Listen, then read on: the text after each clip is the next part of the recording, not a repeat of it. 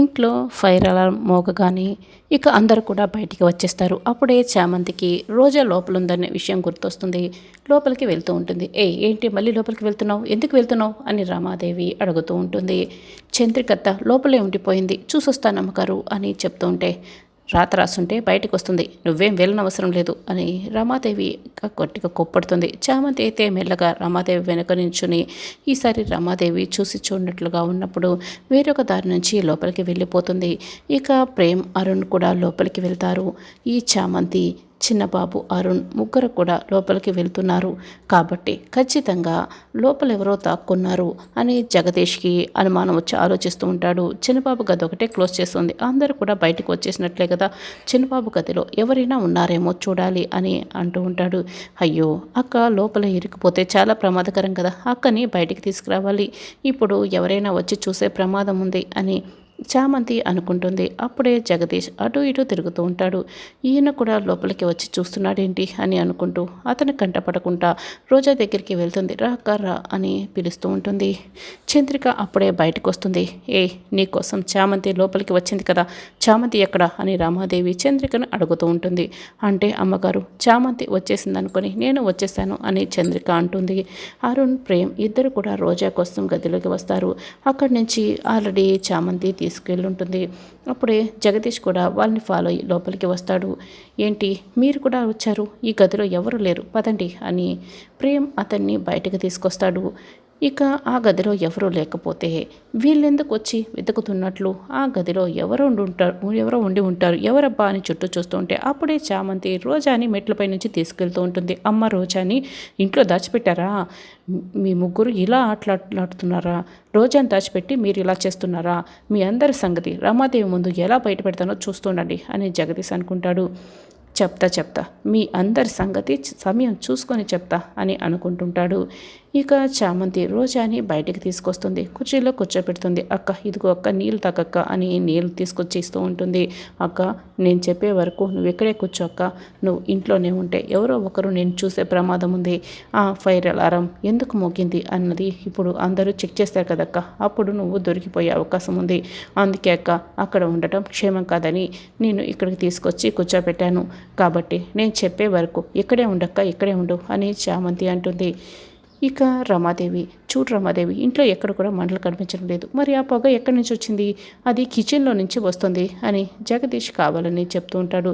అప్పుడే చిట్టి కూడా అక్కడికి వచ్చి, నేను మొత్తం చెక్ చేశాను, మంటలు ఎక్కడ రావటం లేదు, కిచెన్లో స్టవ్ మీద ఒక పాల గిన్నె పెట్టున్నారు, అది పొంగిపోయి మాడి మసైపోయి ఇలా పొగలు అలుముకున్నాయి అంతే అని కన్ఫర్మ్ చేస్తుంది.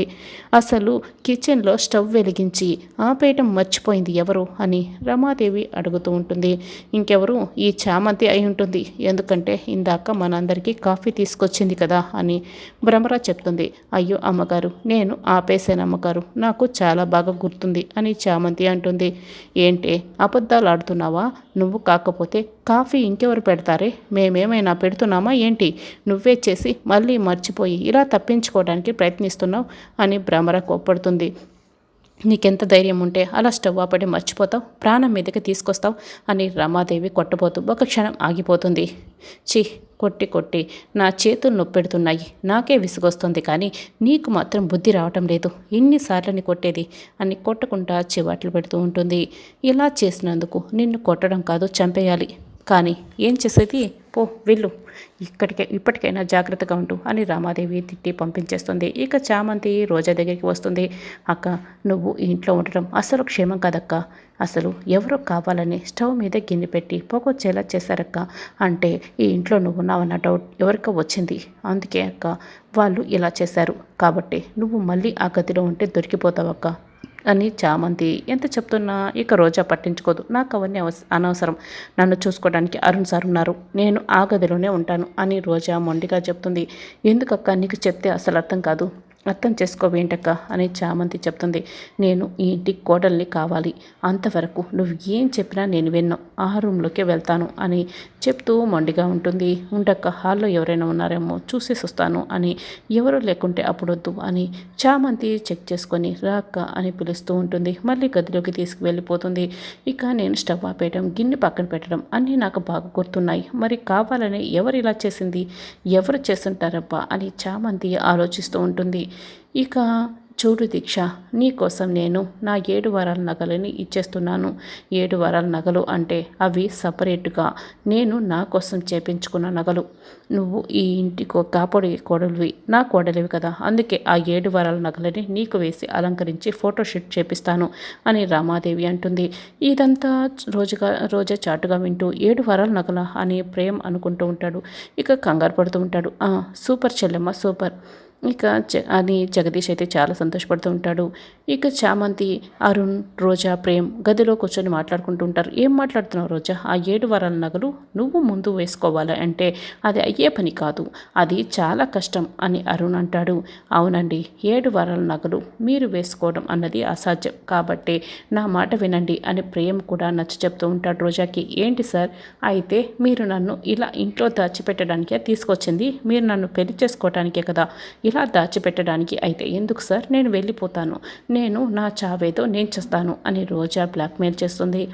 ఏంటండి మీకోసం అరుణ్ సార్ ఎంత కష్టపడుతున్నారు, ఇలా వెళ్ళిపోతానని బెదిరిస్తూ ఉంటే అరుణ్ సార్ ఏం చేయగలరు, కాబట్టి కొంచెం ఆలోచించండి అని చామంతి అంటుంది. నేను అరుణ్ సార్తో మాట్లాడుతున్నాను, మధ్యలో నువ్వు మాట్లాడుకు అని రోజా చామంతికి వార్నింగ్ ఇస్తుంది.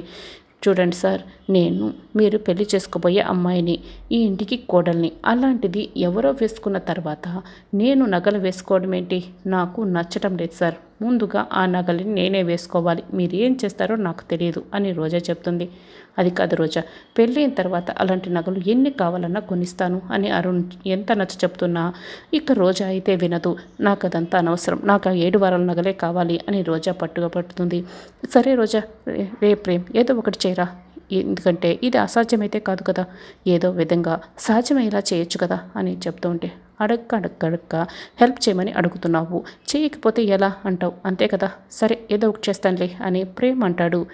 ఇక రమాదేవి నగలన్నింటిని కూడా ముందు పెట్టుకొని చూసుకుంటూ సంతోషపడుతూ ఉంటుంది. నా 7 వారాల నగలు నా కోడలికి వేయిపోతున్నాను, ఫోటోషూట్ అని అనుకుంటూ ఉంటుంది. అప్పుడే ఫోన్ వస్తుంది. ఫోన్ మాట్లాడుతూ ఆ గదిలో నుంచి బయటికి వెళ్తుంది.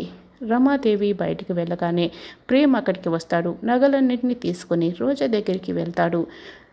ఇక దీక్షని మంచి శారీ కట్టి కూర్చోబెట్టుంటారు. రమాదేవి చూసి మురిసిపోతూ ఉంటుంది. నా 7 వారాల నగలు అంటే ఏం నగలో తెలుసా, పచ్చలు, కెంపులు ఇలా ఒక్కో రోజు ఒక్కో రకం నగలతో వేసుకునేదాన్ని.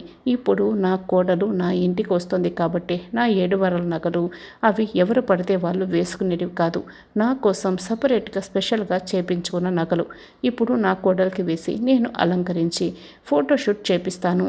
చామంతి, ఆడుహారం నగలు తీసుకురా అని చెప్తూ ఉంటే సరే అమ్మగారు అని చామంతి వెళ్తూ ఉంటుంది. అప్పటికే అరుణ్ 1 వారం నగలని అరుణ్ రోజా మెడలో వేసి ఇక ఏంటి రోజా ఎలా ఉన్నాయి అని అడుగుతూ ఉంటాడు. ఇంకా 1 వారం నగలు అయిన తర్వాత చామంతి తీసుకువెళ్తూ ఉంటుంది.